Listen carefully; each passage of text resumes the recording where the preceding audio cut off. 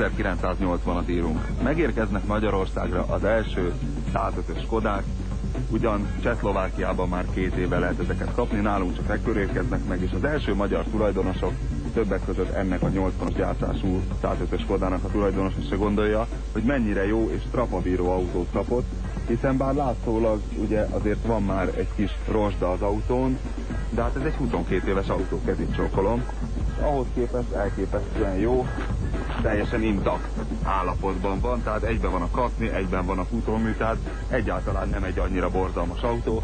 Hát kíváncsi volnék, hogy egy mai autó hol lesz 22 év múlva. Nyilván feltűnt, hogy nem csatoltam be magam, sajnos nem is fogom, ugyanis a biztonságjövet elrágta egy kutya, és nem is lehet megkötni, megcsomózni, hogy legalább valamennyire tartson, mert egy egész darabot kirágott belőle. Így aztán a mai napi rettegésem is megvan. Tehát gyönyörűen pötszere elindult, aztán pötszere le is állt magától. És kezdődhet a küzdelem. A 105-es Skoda nem egy presztízs autó, tehát nem azért fognak minket beengedni egy-egy sávba, mert akkor a presztízsünk, hanem azért, mert van bennünk egy ilyen enyhe kamikáze jelleg, tehát bármi történik, mondjuk még, hogyha a Nimitz anyahajóba csapódunk bele ezzel, akkor is abban esik a nagyobb kár, nem mi bennünk. Tehát így azért az emberek viszonylag előzékenyek egy ilyen régi Skoda tulajdonosával szemben. Nagy szerencséje volt, hogy megadtam neki a jobb két szabályt. És ki tudja, van-e kötelező felelősségbiztosításom? Elindulás, megállás, vajon tud-e még menni az emelkedő, megvan-e az egyes, vagy lefulladunk, és az még mind hagyján a Skodák legszörnyűbb tulajdonságához képest, ugye, ami a forrásra való különös hajlam, mármint a hűtővíz felforrására. A felforrás ellen én most ebben az autóban be vagyok biztosítva, ugyanis egyrészt ki van véve hátul a termosztát, másrészt van benne egy nagyon fontos alkatrész, erről még most sem tud minden skodás, hogy milyen extrát a legfontosabb beszerelni egy Skodába. Nem a hipit, nem a cicás napvédőt oldalra, még csak nem is a rókafarkat az antennára, hanem egy kicsit lejjebb, itt látható egy kapcsoló. Ez egy kicsit rallisabb benyomást is kelt az autó, ez bizony a hűtőventilátornak a kapcsolója, így akkor kapcsolom a hűtőventilátort, amikor én akarom, például dugóban.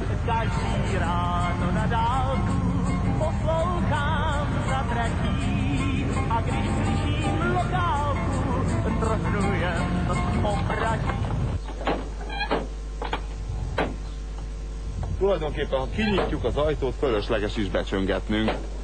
Egyből tudják, hogy megérkeztünk. Mi lehet ez a furcsa zaj?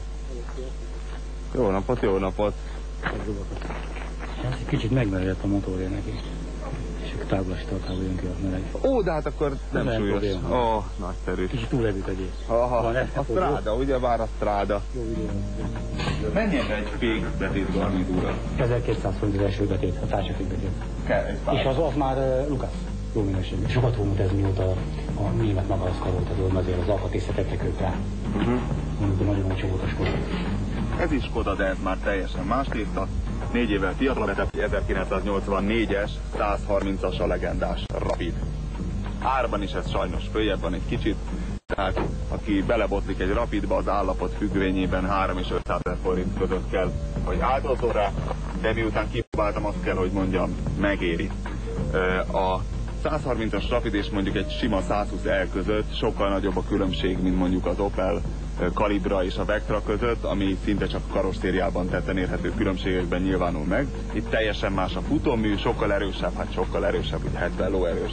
A motor, ebben egy 1.3-as motor van, és a keményebb futómű miatt ez egy igazi élményautó, igaz, hogy a 80-as évekből egy gulyás kommunista Porsche. A hangja is egész szép, sportkormány, minden, ami kell, már csak a kutyámat kéne megkeresni. Morzsa! Gyere, fiam, száguldunk egyet. Gyere, kis kutyám.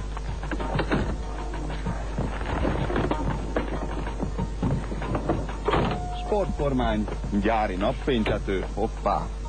És ebbe hál' Isten már biztonsági öv is van. Automata visszacsévélős. Így azért mégiscsak más. Úristen, hallják.